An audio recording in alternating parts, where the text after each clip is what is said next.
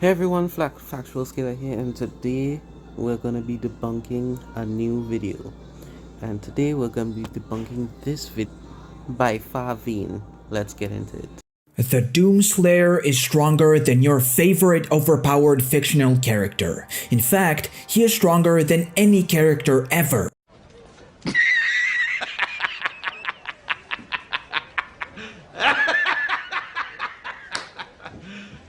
Are you serious? And I'm gonna prove it so quickly in this video. Yes, I know that's a bold claim because there's many overpowered characters out there. However, the Doomslayer beats all of them, and it's not even close. But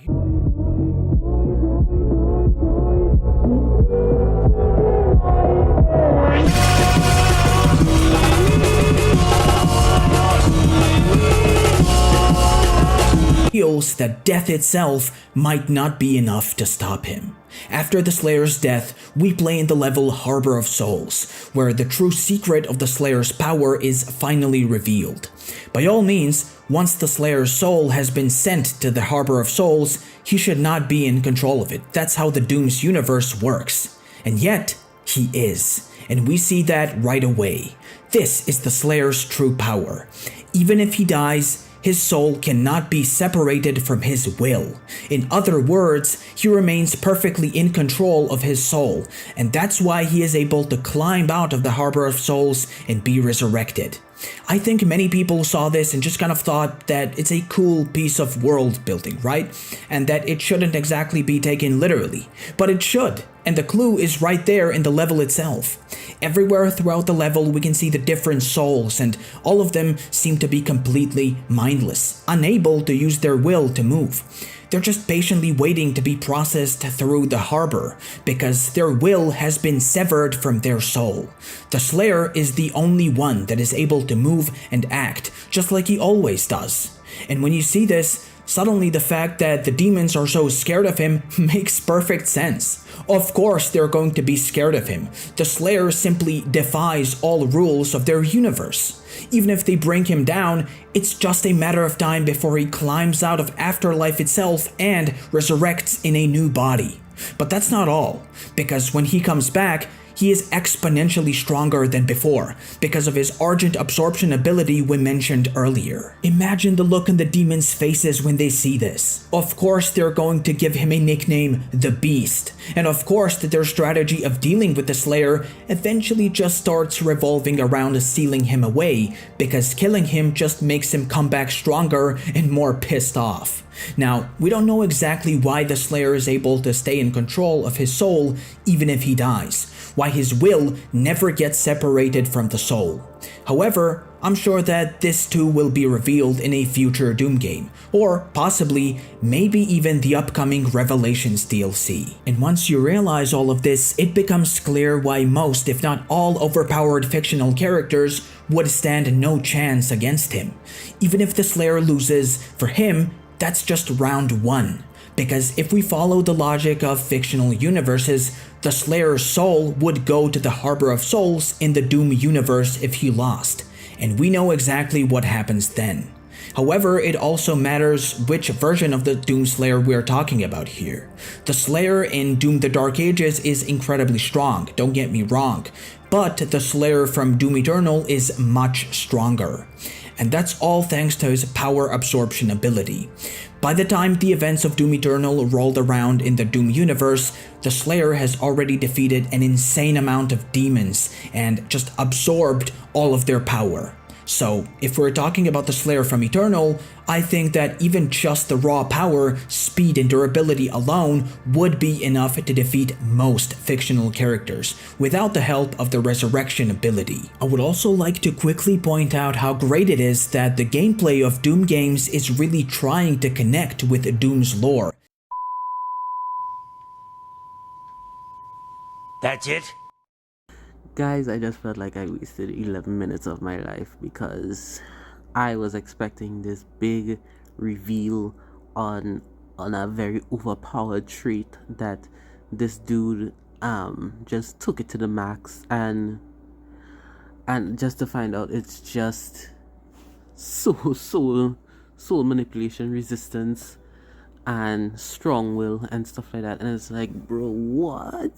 That's not that. First of all, that's not a common that's not a rare or unique ability the Doomslayer alone has. There's many fictional characters that has resistance to soul manipulation or stuff like that. Like Kratos, for example. Kratos will end up in the underworld every time he dies, because that's the Greek mythology of God of War. And second of all, you do realize that there are characters in fiction that can destroy souls, right? Like there are characters that can erase Doomslayer from existence, mind, body, and soul. Like there will be literally nothing to go back to the his version of the underworld or whatever. It's like, and then on top of that, you're seeing that he beats these fictional characters because every time he would come back stronger. First of all, there's things called infinite strength and stuff like that. And like, okay, say like the people on the thumbnail, there's Alien X. Alien X could kill Doomslayer thousands of times, and he come back and he could just do it for infinity. um if we go in by your standard, and he will never get close to Alien X because he's never fought a being like Alien X who has a much higher cosmology than Doomslayer. He's never fought something like a celestial sapien or anything like that. On top of that, like I said again, there's characters who could destroy souls, or who has conceptual soul manipulation, or could destroy souls and stuff, like Ectonurus from Ben 10, and Dante from Devil May Cry, and well, Kratos and stuff like that. Like these are things that the Doomslayer has no resistances to or anything like that. Like yes, he could resist soul manipulation, but again, there's levels to it, and there are types of it as well. Like you're basically trying to give Doomslayer like a absolute immortality kind of thing, when there are many versions of there are many types of immortality, many layers of immortality, and many versions of it. Okay, so it's like say if I'm immortal as long as my head isn't cut off or anything like that, then somebody could just like atomize me or anything, and then I'm dead. Or okay, say if I'm immortal unless as long as my soul lives, then somebody with soul destruction or soul manipulation could destroy me, could kill me. That's the point. And unless you could prove like something like Doomslayer has conceptual soul resistance or anything, and even then there are still like metaphysical and stuff like that. It's just that you're taking this one thing where the Doomslayer's soul goes to the underworld, and because in the underworld your will is separate from your soul and you become a mindless husk, him keeping it therefore means that he beats every fictional character, because when he dies he goes back there and he comes back stronger, and it just repeats a cycle. Like that will never happen against characters who have insane reality manipulation, or like this would never happen against someone like Zaskia or Scarlet Witch or Gwen Tennyson or anything like that. Beings who could like manipulate the concepts of souls or destroy the concepts of souls and stuff like that, which Doomslayer again has no answer to. So yeah, this video was just very disappointing, and I really expected more, to be honest, because when I saw this I was like, yeah, making a debunk video immediately, and it was just a huge letdown.